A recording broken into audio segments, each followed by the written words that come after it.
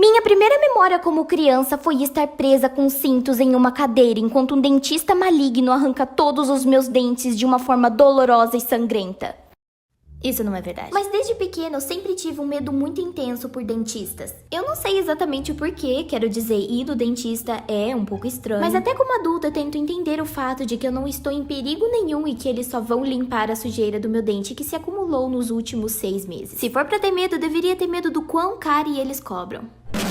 Mesmo sabendo disso, meu corpo treme incontrolavelmente quando eles fazem algo além de passar fio dental no meu dente. O que continua sendo assustador, porque eles são muito agressivos. Todas as memórias que eu tenho de quando eu ia no dentista quando eu era criança é basicamente eu chorando cachoeiras durante o processo. E daí eu ganhava um brinquedo da máquina de brinquedo deles porque eu me comportei bem. Só que tipo, você não engana ninguém, tá?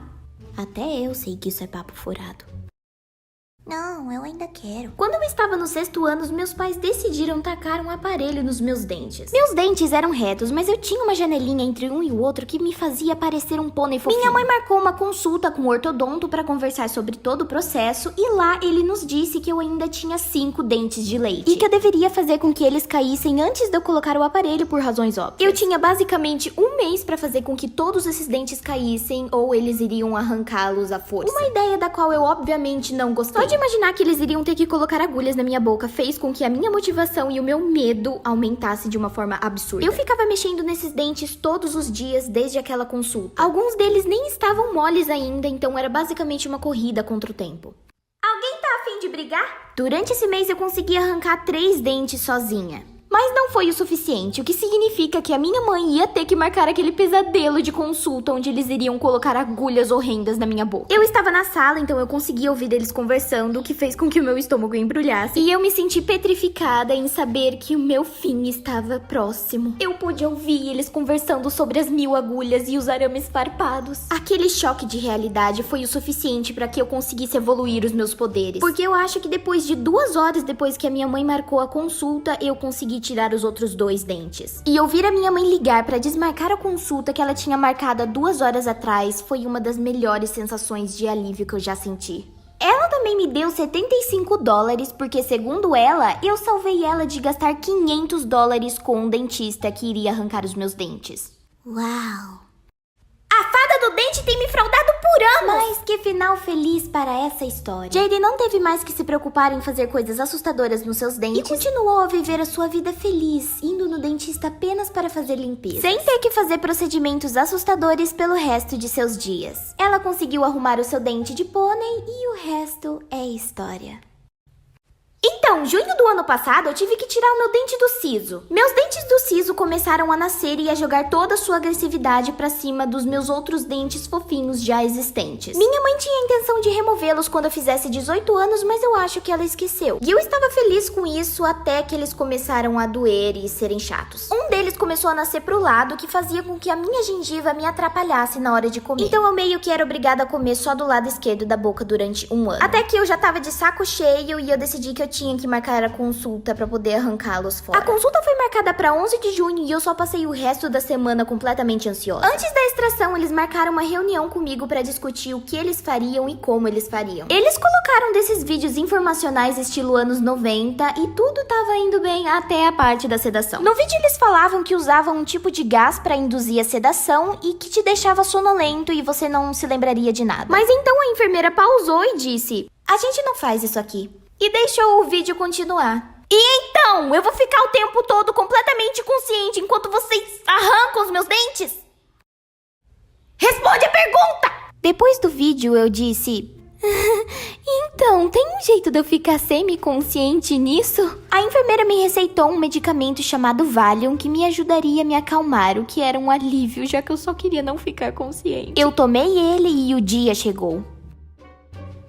Tô mó empolgada pra não ficar consciente. Minha colega e eu entramos no carro pra ela poder me levar no dentista e foi aí que a ficha começou a cair. Essa medicação não tá fazendo nada comigo e eu estou extremamente consciente.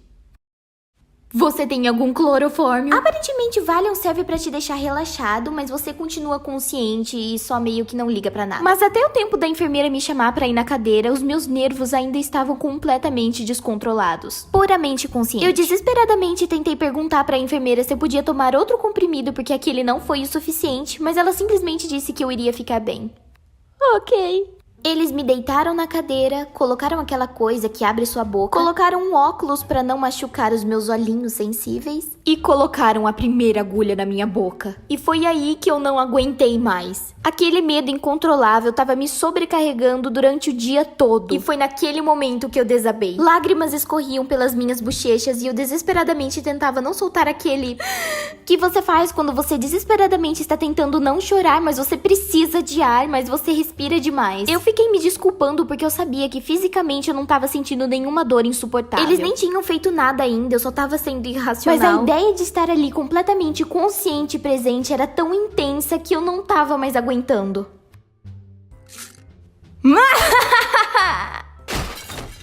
Eu não fiz isso, mas eu queria. Eu consegui me recompor depois de alguns minutos pra eles poderem continuar, mas o som deles cortando meu dente no meio e arrancando ele da gengiva. E só Deus sabe o que mais eles estavam fazendo, provavelmente brincando de jogo da velha com as agulhas. Era aterrorizante! Eu não sou do tipo de ter um medo irracional na maioria das vezes, então foi uma surpresa assustadora ter sentido um medo tão intenso e genuíno daquele jeito. Tipo, minha mente dizia que tava tudo bem, mas o meu corpo tava surtando. Aí minha mente ficou tipo, cara, relaxa. E meu corpo ficou tipo...